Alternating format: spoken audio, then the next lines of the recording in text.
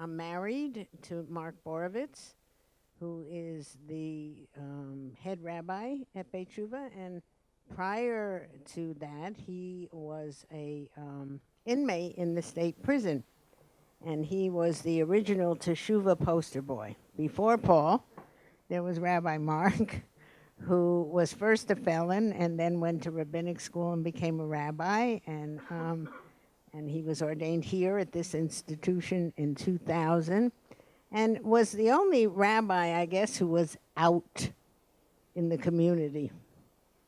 And we called him the Teshuvah poster boy because he had been a criminal and then he became a rabbi. Paul's story goes sort of in the opposite direction. He was an important and serious rabbi and educator who then, suffered from alcoholism and came to Beit Tshuva for treatment. So I would like to read a little bit of the preface that I wrote, and I was very honored to have been asked to write the preface to this book.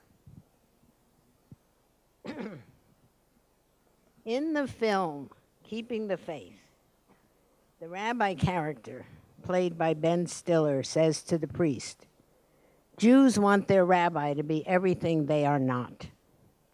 He meant by this that the rabbi is expected to be without blemish, the symbolic exemplar of piety and perfection. Unfortunately for both rabbi and congregation, this collusion of perfectionism harms everyone. The synagogue becomes a community of covering up one's brokenness and imperfections, looking good for one another and for the rabbi, instead of the rabbi leading the way to dealing with life's struggles and growing together with the congregation. This charade prevents true connection with one another, with the rabbi, and with the divine. Over the 30 years that I have been seeing families broken by addiction, I have often asked if they ever sought help from their rabbi. Almost all of them are shocked by the question, too ashamed to admit their failures to the rabbi. I'm afraid he would think less of me. I get the same response from the rabbis who struggle with their own addictions.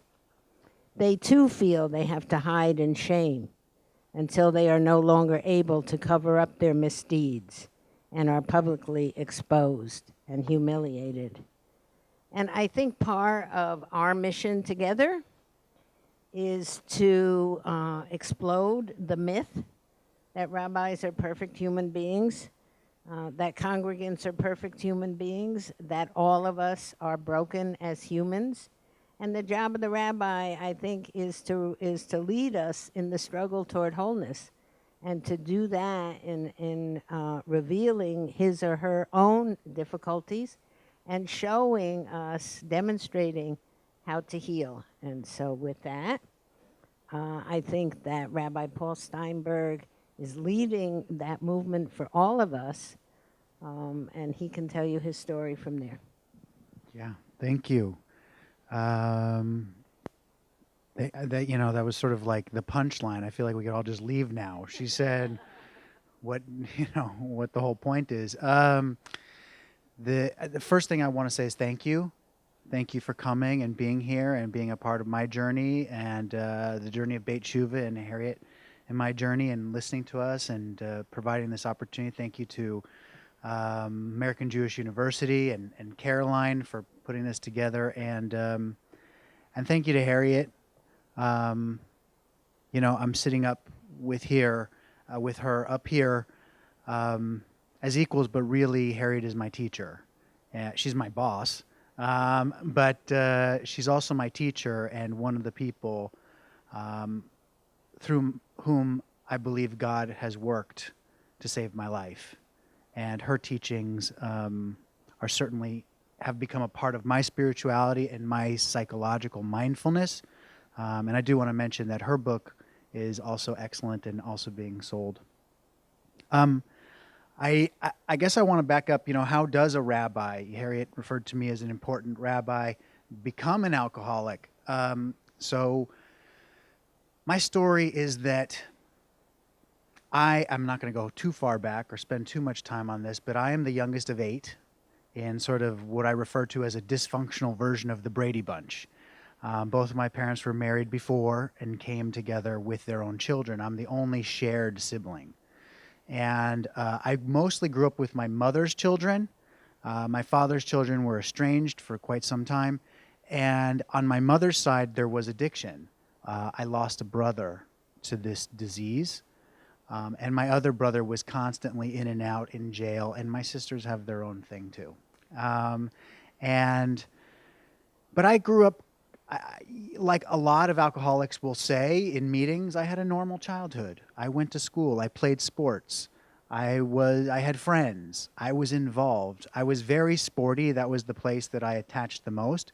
And somewhere in the middle of college, I had what I call a mid-college crisis, where I didn't know what I was doing. Why should I go to college? What's the meaning? Why should I show up to class? For what? To make money? To what? Get a big job? Everybody just dies.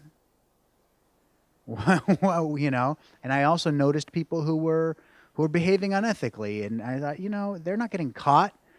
Their end is the same as mine. And it was sort of like a meaning of life crisis. I ended up dropping out, and during that time I went to Israel. My parents told me that if I dropped out I had to go to Israel, and I said, okay, whatever. Went to Israel, and I went to a kibbutz, and on the kibbutz I really found meaning. Through watching the kibbutzniks. I watched people who lived a meaningful life. And I asked myself, well, is life meaningful? And the answer that I discovered is that it is. And what is the best way to live a meaningful life? For me, the answer that came was to live a life of learning and connection. And so I thought I'll become a teacher, because the best way to live a life of learning is to teach, because you always are having to relearn. So I came back re-enthused, with life inspired, dedicated to finish university, and I met a girl, and I wanted to become a teacher, and I ended up applying here to AJU in the graduate program, the School of Education. And it seemed like a perfect blend, because I had been in Israel, I learned to speak Hebrew, I became attached to the land of Israel, the history of the Jewish people. I was interested in Judaism again as a spiritual path. And so this was a really perfect fit. And while I was here, I met a professor named Elliot Dorff, who said, well, you have to go to rabbinical school, because a rabbi, after all, is a teacher. It's the perfect extension. And I didn't really know what to do. And it seemed reasonable. And after many conversations with him, I entered rabbinical school. But the thing that shot at me immediately when I was in rabbinical school was that I felt very different and alienated from a lot of my classmates. A lot of them had grown up in the conservative movement and had gone to youth group and had gone to camp and had gone to Hebrew school or day school, but I didn't do those things. I had had some experiences in Jewish life, but it was really topsy-turvy, and I was really re-entering it. I felt like a new babe, if you will, in this experience. And I didn't know how to communicate my background and my story with what I was perceiving as theirs. But I did know how to compete, because I was an athlete. And I figured I might not have the same background. I might not know all the same Jewish acronyms or have connections to synagogues and rabbis like they do, but I know how to work it, so I can outlearn them. I can outwork them. I can outteach them. I can outperform them. And I think that was really the beginning of my brokenness, where I started to deviate off the path of my spiritual intention, which was to be a teacher, and started to look at myself as an object. Erich Fromm, the great psychologist, wrote in one of his books called Man for Himself, he identified these different personality types, and one of them is what he calls the marketing orientation, where people define themselves by their own reputation, by how others perceive them. And he worries, he laments that this has become the primary psychological disposition of the 20th century, for him, the 20th century. You know, we value ourselves, we judge ourselves by how many likes we get on our Facebook page, by the photos we blast out. And that's kind of what I started to do in my career.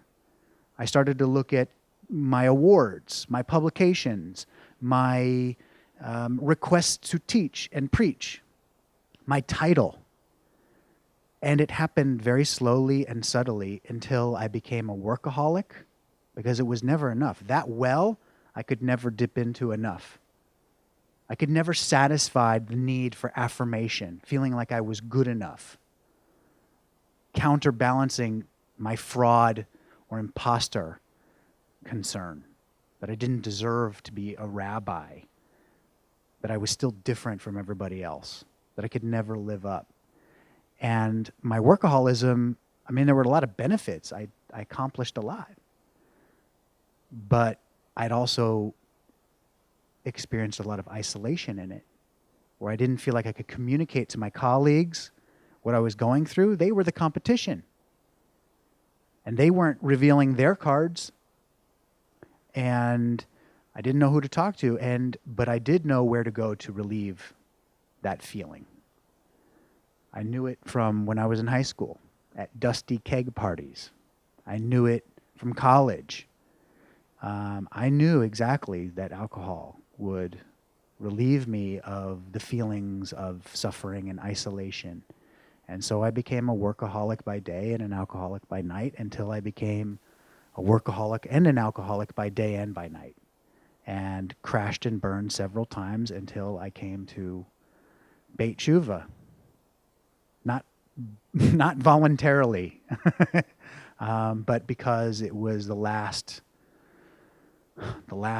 hold, the last hope. And I was deeply ashamed to be a rabbi and an alcoholic and addict in a Jewish institution. But Beit Tshuva was the place that I needed to be, because the piece that for me was so hard to finally combine was this perfect Judaism and rabbi self with the alcoholic self, the recovery self. And how this book ultimately came to be was an assignment at Beit Tshuva, where I had to write my addiction story. And the piece that I found didn't quite fit was my Judaism. Like, how does being a rabbi fit in with that? I was teaching and preaching all the stuff. I just wasn't internalizing it. And so this book began as this assignment, and what I had to ultimately look at was Alcoholics Anonymous. I had to confront it as a Jew. Jews don't like Alcoholics Anonymous a lot of times, because they say the Lord's Prayer and talk about God. You know, I'm a Jew. I'm in it for the community. It's not about God, right? That's often what we hear. They talk about God. They talk about prayer quite explicitly, openly. Jews don't often talk about these things. And once I was able to put aside my Talmudic, critical, analytical part of myself, I began to read the books, the literature of Alcoholics Anonymous, as Jewish literature. Okay, if I'm going to make this work, then I have to really blend these worlds. And I started to see all the similarities between Judaism as a spiritual program and AA as a spiritual program.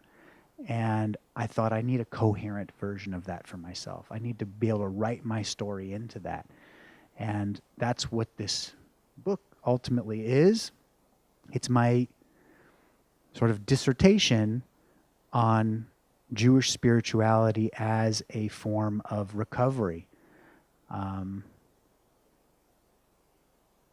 I guess the last thing I want to say about it, and then, if Harriet has a question or a comment, is that what I also learned is that addiction, and Harriet touched on it already, is much bigger than chemical dependency.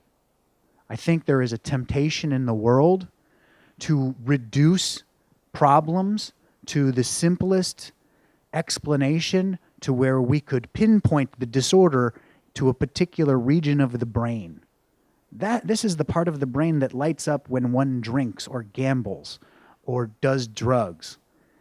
And if we can just fix that part of the brain, then we have fixed the human being. And one of the things I learned from Harriet, and it gave me a lot of permission to look at my life in the context of my life in a different way, was that no, it's not just about this one part of myself. It's about all of myself. It's about my relationships. It's about my relationship with God, my relationship with others, my relationship with myself. And identifying that all of those things don't always match up. Sometimes, in fact, they're contradictory. And that's okay. That's part of it. That's part of being a human being in the world. It's part of the journey. And it's being able to acknowledge those things without obsessing that I must perfect one piece or another, but being okay as a broken person. And I don't have to go after some sort of behavior or attach to something in order to heal that, appease that, cover it up. And so now I see addiction everywhere. I know the term is harsh, but I see this brokenness in all sorts of behaviors in the world. And I'm affirmed, frankly.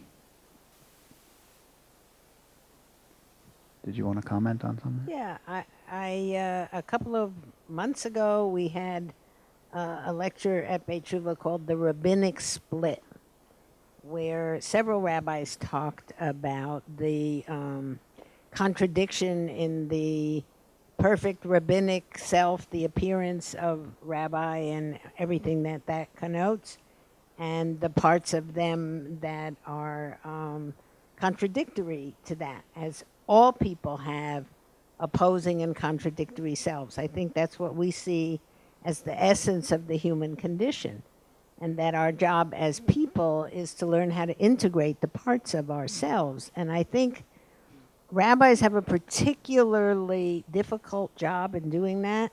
I think it was Jung who said the brighter the light, the darker the shadow. That's also a Jewish teaching, I believe, that the more your image is perfect, the darker is your shadow. And when you live a public life like a rabbi does, where, will you tell the funny rabbi story that you told that night? Funny rabbi story? Yeah, about the animal. Oh, okay. So yes, it's true. And I don't think it's, by the way, it's just rabbis. I think it's a lot of people who carry very serious leadership positions, executives, people who serve as the symbolic example or the moral example of their particular institution. So the story she's referring to is that, look, I finished rabbinical school and I was always an educator, always wanted to be a teacher, so I went to a Jewish day school. And it was a very prominent Jewish day school in Dallas, Texas, and I oversaw everything from preschool to the 8th grade. And people would call and ask me questions about things that were appropriate for the school as a Jewish school. Well, one day, the preschool director calls me and says, we're bringing in a petting zoo, as preschools do. But the teachers are really worried because one of the animals in the petting zoo is a pig. Can you bring a pig into a Jewish day school? And I thought about it and I was like, I don't know. I told you I was competitive in rabbinic school. I learned a lot. I couldn't think of one Gemara, one code that talked about petting pigs. And I remembered my teacher told me, look, when you go into the field, don't worry. People will ask you questions, and you will know 90% of the questions. You'll know the answer. And I thought to myself, well, maybe this is one of the 10%. I don't know. So I called a friend, another rabbi in the community who I admired and who I trusted and who wouldn't make fun of me for asking a stupid question. And I said, they want to bring a pig into the petting. Should I let them bring a pig into the petting zoo? And he said, I don't know.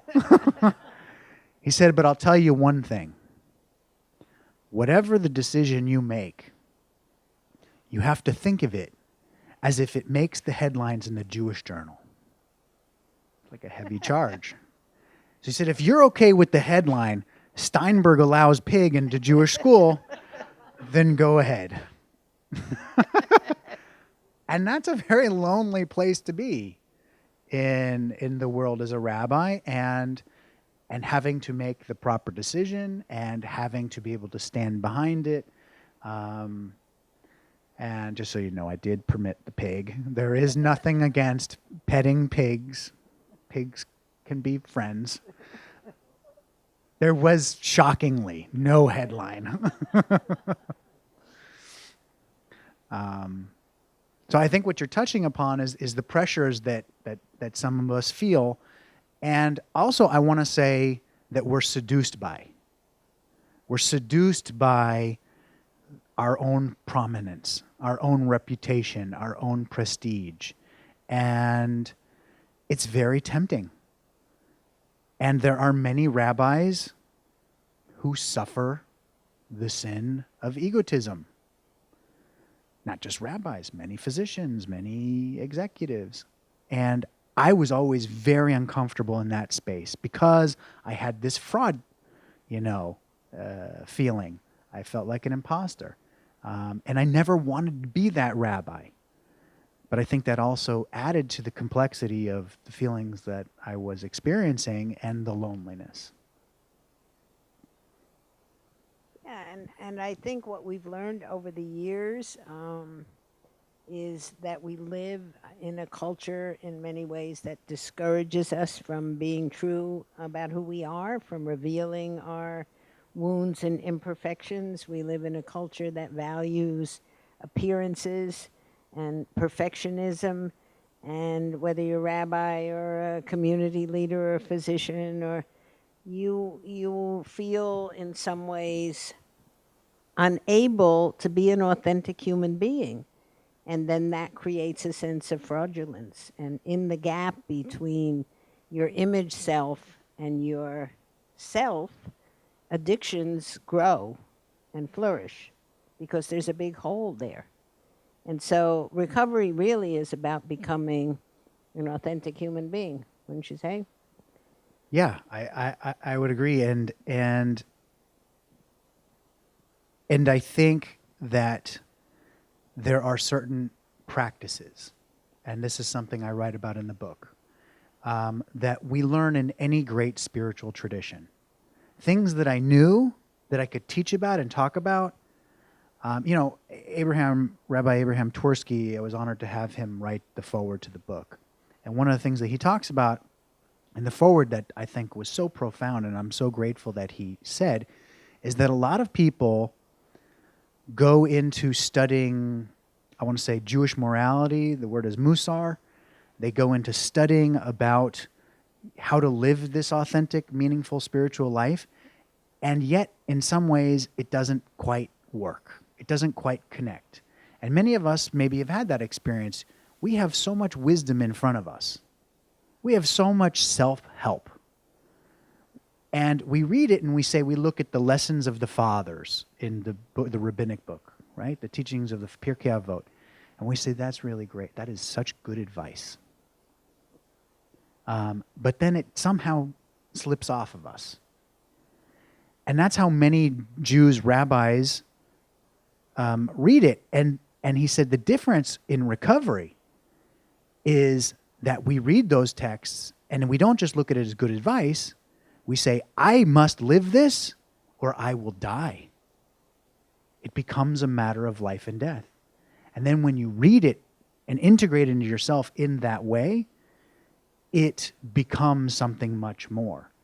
And I think that's, I'm not here plugging AA. I'm not supposed to, but I'm saying I learned that from AA, and I was able to then see that in Judaism. And, we talk about things like studying Torah, daily prayer, meditation, being of service in the world, tikkun olam, tzedakah. We talk about doing tshuva, making amends, repenting. We're supposed to do those things every day. And we say, oh, that's good advice. Yeah, that is what Judaism stands for. I say, if I don't do those things, I will die. Those are the things that make me whole. Those are the things that allow me to be me. And I have to do that in community. We have to do it together.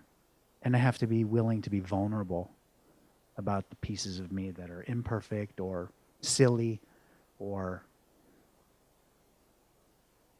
that others might judge me for.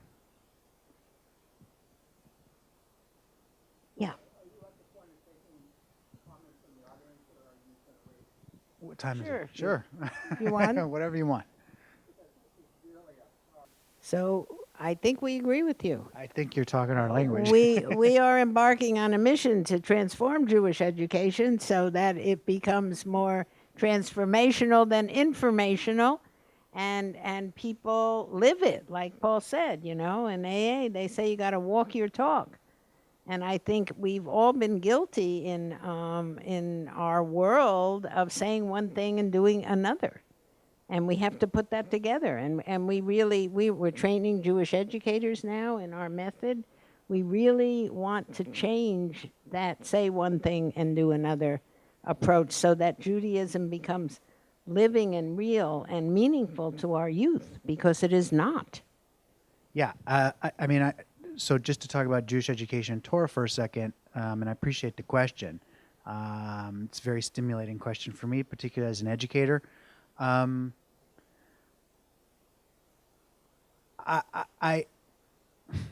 so many things. People ask me, so when I go around and tell my story, and I've taught rabbis and whatever, shared this journey, they're interested because they know, just statistically, we know that a good percentage of whatever congregation is going to have somebody who's involved in some kind of addictive behavior and in need and maybe feeling all alone.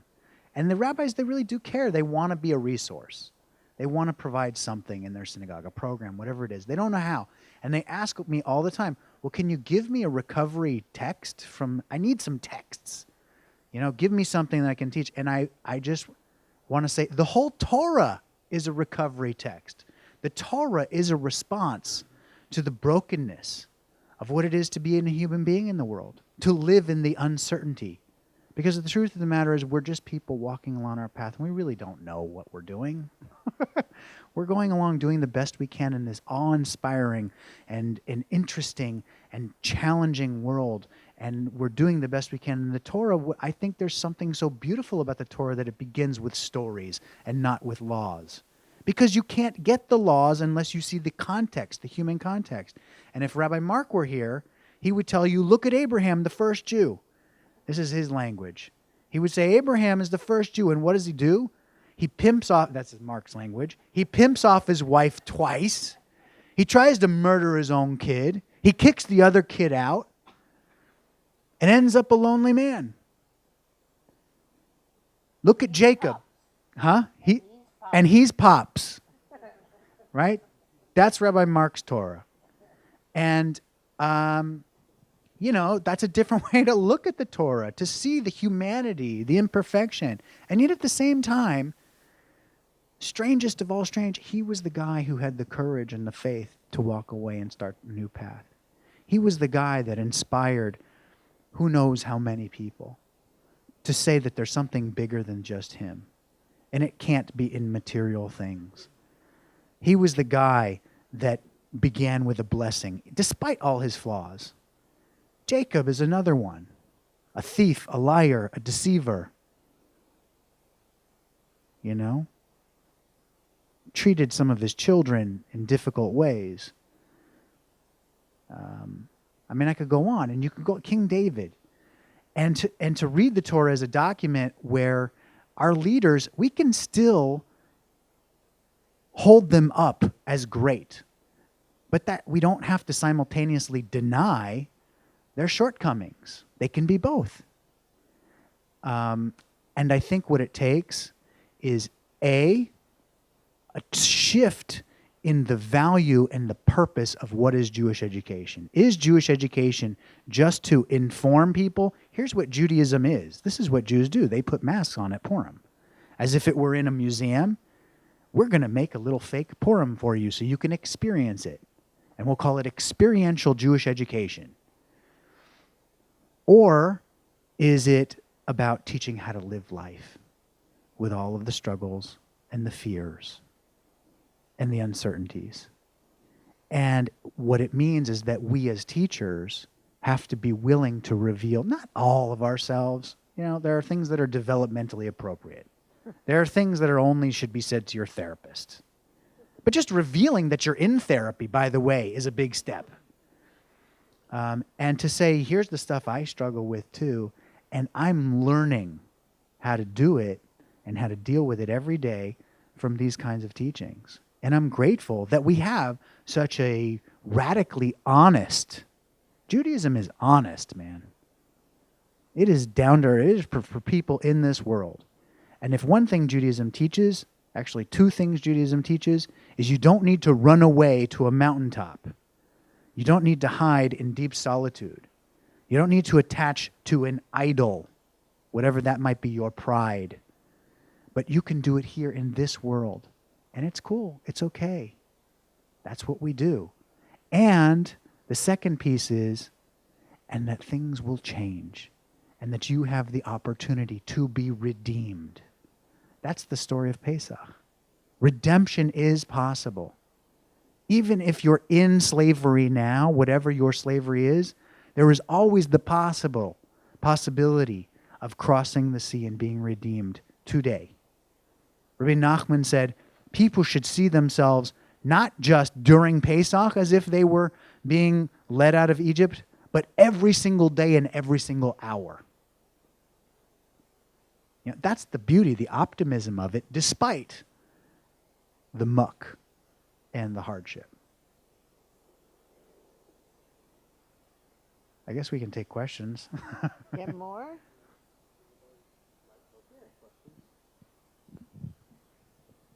My book is called Sacred Housekeeping, and it is the story of how Beit and I grew up together, how I found my mission. I was a person in search of meaning in my life and couldn't find it for a long time. And in feeling that I had been called to this work and finding a mission, I was able to overcome my own existential angst, basically, in that sense that what's the point of life, nothing matters.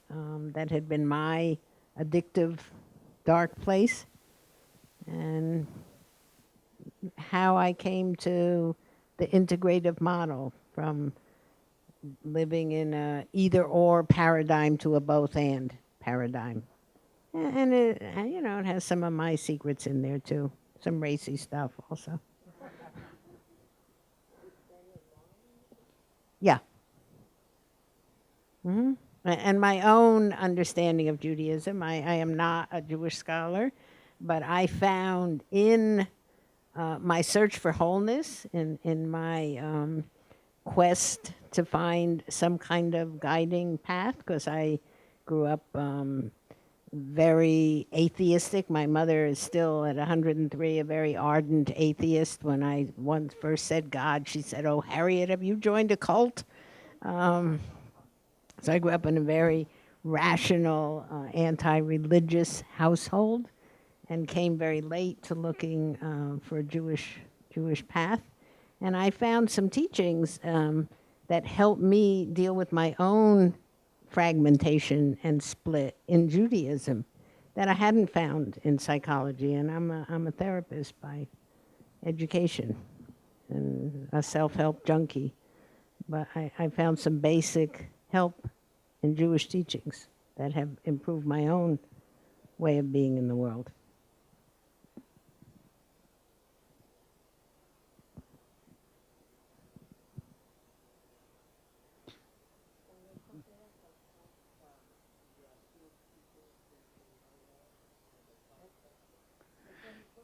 Yeah, that is, yes.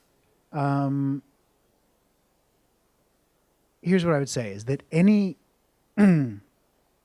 great spiritual tradition will always have at least 4 similar parts. I think the enduring ones, the good ones, the healthy ones, which are things that I've named. And I'm very much about practice, not so much about ideas or insight. I guess let me digress about that for a second. I had a great education. I have too many degrees and way too many student loans to pay back. And even when I was working as a rabbi full time, I was so obsessive. I went back for my doctorate while I was working.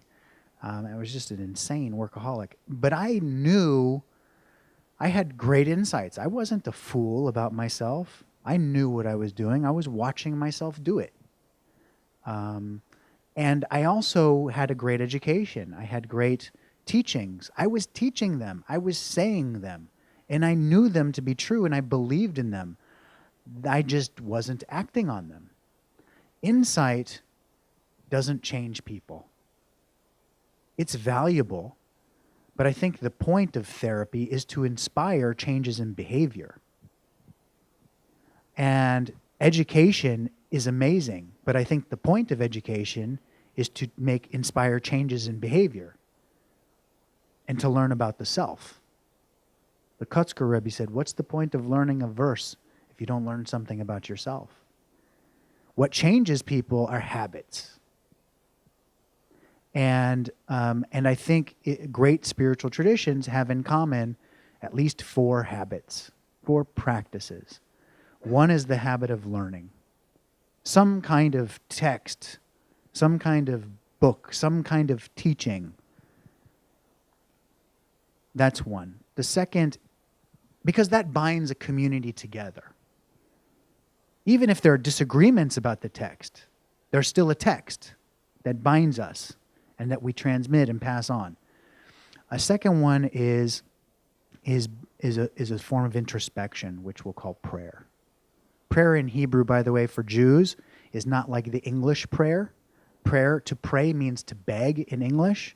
That's not prayer in Hebrew. Prayer in Hebrew is lehit palel, which is a reflexive verb, which means to judge oneself. Not judge in a pejorative or harsh way, but to take an inventory of oneself. It's self-reflection. It's also meditative. And the prayer book is also educational. That's what the prayer book is. It's the first Jewish curriculum. So some kind of learning, some kind of prayer life, meditation life, and explicit willingness to repair relationships, to make what we call tshuva, to accept that we can change, and to be able to take action to make that happen, to stop the cycle of whatever is leading us toward a destructive path. We call that tshuva. And it begins in an internal process through identifying one's own part in it, and then it ends in some sort of action where we do something to make an amends. I think these are part of all great spiritual traditions and certainly part of Judaism. And the last one is some kind of service in the world, to get out there and do stuff for other people. We call it tzedakah, or we call it tikkun olam, or we may even call it teaching. And I think and those are the things that I really combined with Alcoholics Anonymous, because those same 4 things are in there. There's a book, there's prayer meditation, there's service, right? There's a moral inventory. And that was what was so striking for me and allowed me to come out and to say, look, you know what? I'm Jewish, I'm in recovery, and I don't have a problem with AA. I don't say the Lord's Prayer. I do love the Serenity Prayer. I don't say the Lord's Prayer, not because it's abhorrent or there's anything offensive about it. It doesn't feel like it's mine. So what I do in that moment, in the hand-holding, is I try to just send positive vibes to all the people around. But I will say I love the prayer of St. Francis Assisi, the Catholic monk from the 17th century in Italy, who wrote a prayer that's very commonly said in 12-step circles. And I teach that prayer as a Jewish prayer to people that I counsel.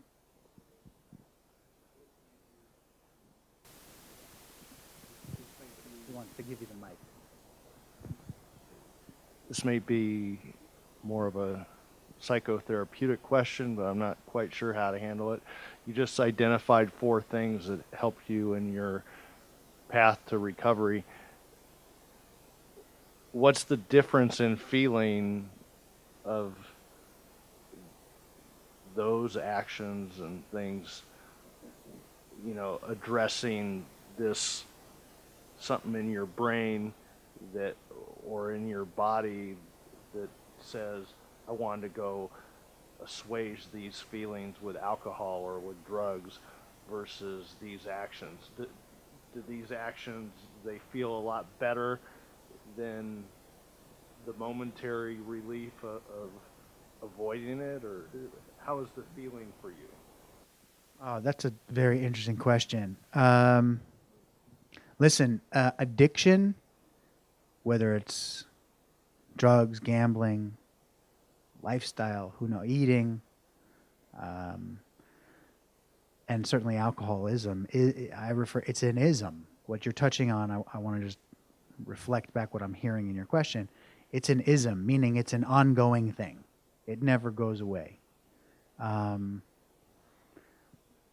What I'll tell you in my experience is that when I began to do these things, particularly the tshuva part, which was to make amends, when I did my moral inventory and I started to identify my part and my own personality traits that maybe enabled, encouraged some of the bad behavior, and then identified the people that I had wronged, and then went to those people that I wronged and made the proper tshuva and amends, something happened in me where I all of a sudden felt free.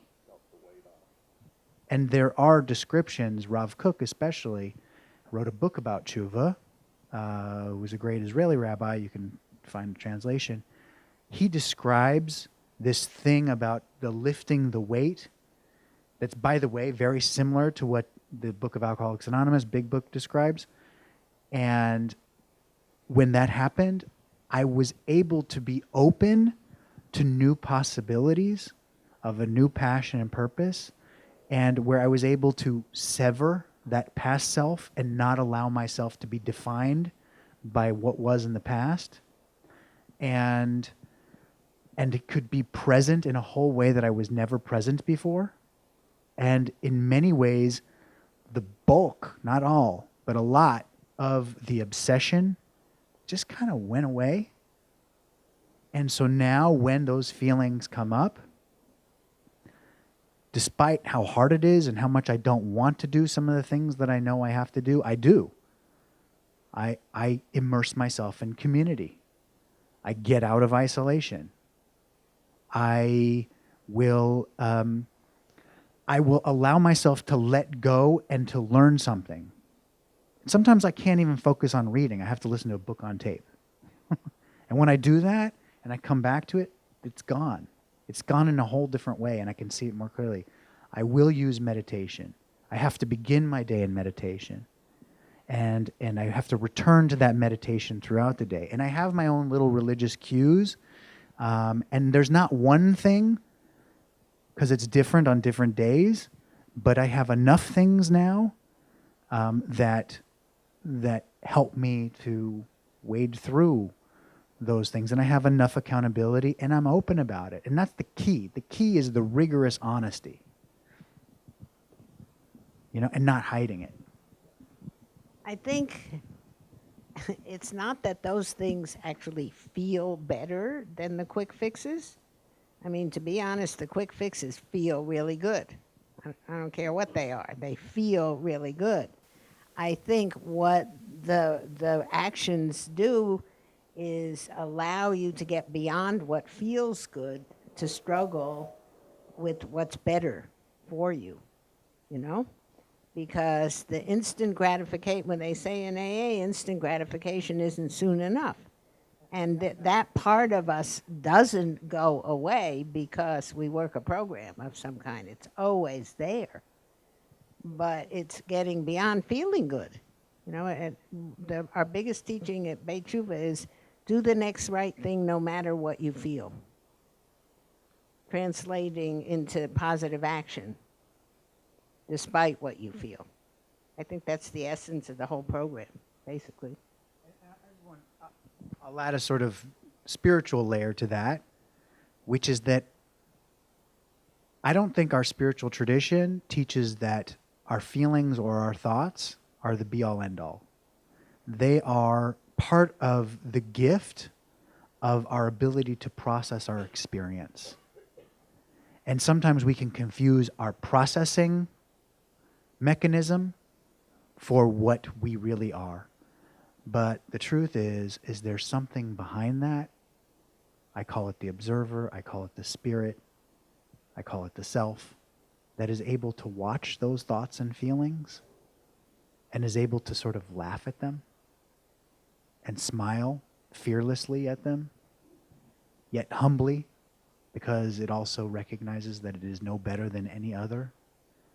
And the meditation and these practices help to get me to remind me of that.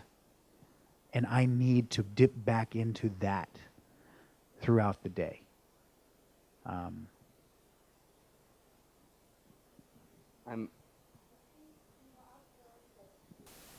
Aaron. I'm also a sober alcoholic, and I make a conscious effort to practice the traditions of Alcoholics Anonymous in all my affairs. But being here has been kind of interesting for me and sort of like affecting, because I grew up in a Jewish home. I went to Jewish schools, and I never felt connected, spiritually. And now, and also I've also felt there being a void or some sort of disconnect. And somewhere or another, I've been able to apply it, because I know, like you said, it was life or death. But I'm wondering, so you have a community of Jews around you that go to meetings, and you sponsor guys and have a sponsor. So I'd be interested in talking to you about that. Okay. Absolutely. And I guess I want to say something about Beit Tshuva, and really this is, Harriet is really a visionary and a boundary breaker by even starting such a thing as Beit Tshuva. It is a very unique Jewish community. There isn't a Beit Tshuva in any other city of the world, where you have a place that is Jewish. It's called Beit Teshuvah, okay? It's certainly Jewish. Sure, it's on the progressive end, but residents go to Torah study every morning, and it's an addiction treatment center, which I think is really the dressing for what it is, which is a place to learn about, speak about, and grow within what is the essential nature of the human condition. And it is also a synagogue community, because I think the wisdom of Beit Tshuva is that this has to be done in community. And anyone who suffers the brokenness of the human condition has to do it together with other people. And whether you attach to, let's say it's a fellowship hall for those of us in recovery, or it's your synagogue, or it's whatever place it is for you, you need a community. And for a lot of people here in Los Angeles, Beit Tshuva is the place that they attach in that community. And there are Jews around the country, around the world, who don't have that and don't know where to go and don't feel like their synagogue is a place that could welcome them or really get it, what they're going through. Because the synagogue is the place that you dress up for on Saturday morning or Friday night or for a holiday once a year.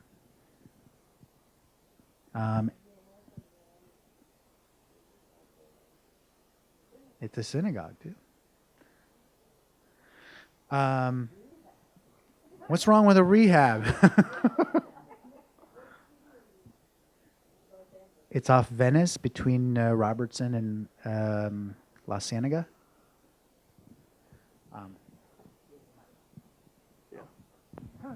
Why, excuse me, why aren't there more Beit Teshuvas all over the world? Why isn't somebody out there proselytizing in that way? And believe me, we have offered to help any community that wants to start something similar. Everything we've learned over 30 years, no takers yet. That's amazing. I can't believe that. Well, there's still a lot of denial, and this was a missionary, this didn't happen within the context of the mainstream Federation community, may I say. This was an oddball, outlier kind of thing for a long time. Is the established Jewish Federation or whatever, are they opposed to this sort of thing? No, No, we've been accepted. I think there is one of the reasons I wrote this book is because there was a question, actually, when I was getting permissions to quote some of the 12-step literature, and there was a point where they weren't going to let me quote it because you have to be absolutely anonymous. It's a program based on the principles of anonymity. They ended up giving me permission in sort of a backhanded way, which was great. But I knew that for myself, for selfish reasons, on one hand, that I wanted my own accountability, but also I felt like a calling, that my name had to be on it, that my title had to be on it, because there is still a great amount of stigma around this. And there is still the old ideal, the old idea that addiction and whatever your deal is, whether it's alcohol, drugs, gambling, lifestyle of stealing, eating disorders, workaholism, shopaholism, pornography addiction, addiction to technology, internet, these cell phones, and how many people are literally addicted to responding constantly, whatever the deal is, that I needed to be able to give permission to the Jewish community to say, look, this is not just, the shikar is no longer just the goy, right? It's of course, the one thing I know as a rabbi of a large congregation and of a large school is that the congregants that I have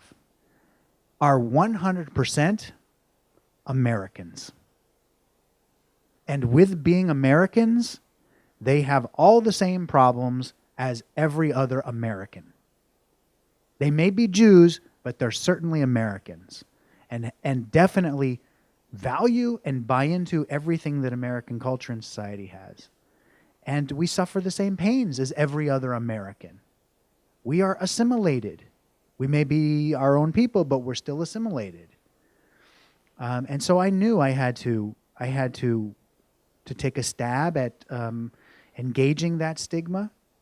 And the second piece of this is that the reason that there isn't other Beit Shuvas around the country is because there aren't other Harriet Rosettos around the country. And it takes a lot of chutzpah to stand up, a lot of chutzpah for Rabbi Mark he really paved the road for me to be able to stand up and say, here I am, this is who I am, this is my story, and I'm still Jewish, and I'm still living it, and I'm not leaving it. And I think there's a lot of fear around it. If you talk about it, then maybe you will incite that behavior, which is Baba Misa.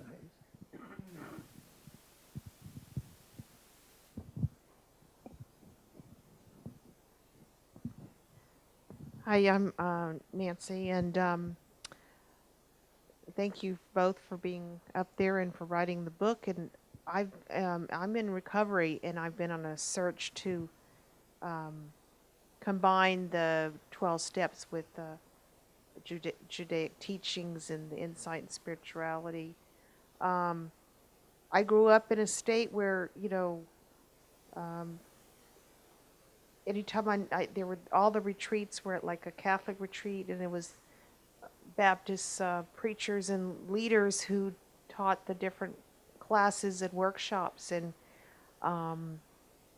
so I really felt like a sort, very apart because I didn't feel comfortable saying the Lord's Prayer, and I went to a couple times with Catholic Mass with friends, and I would hear something that sounded like the AA literature, but I wasn't hearing that in the synagogue. And I have Jewish education from kindergarten through college, but I think the difference was, we learn all the teachings, but there wasn't the spiritual connection.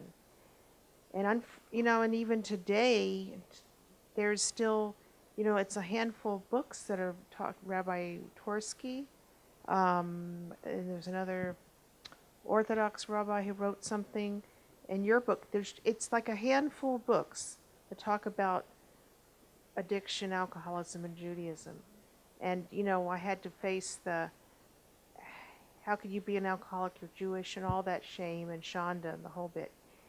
And when I moved to Los Angeles and found out about these programs, it was just, was such a life-saving for me. And it's still, I think, we have a long way to go. And so I'm still searching and wanting to meld all the my upbringing with the recovery, and makes it stronger. And and there's addiction that's really big in Israel, and we have just as many problems as any other group in the United States, but people still want to deny it. So let me then invite you two to come. We have Friday night services, real honest to God Friday night services every Friday night at 6:30. We have adult education. We will be having 3 Passover Seders, exiting from bondage. We use very much the metaphor of release from bondage as an addiction metaphor. It's a recovery Seder. Are children welcome? Yeah, we welcome children. We even breed them. Yeah.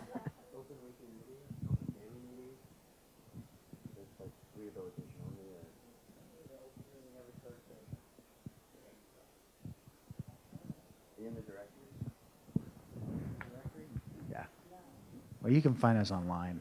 Sure. I don't. Oh. Well, I just want to address something that you said about why aren't there more yeshivas. Funding is a big issue, and the Jewish community, if they don't recognize this as an issue, they're not going to fund it. And it's still this thing about addiction. Oh, it doesn't happen to Jewish people. There's still that stigma. My 19-year-old son died of an overdose, and I go to meetings, compassionate friends for parents that have children that have died for all different reasons, medical reasons, car accidents, whatever, health. And even within that organization, there is a stigma about addiction that these people feel. I mean, we have separate meetings, and they feel like, well, maybe they should have a different branch of compassionate friends just because of addiction, because there's so much stigma. And somebody says, oh, well, my son died had heart issues.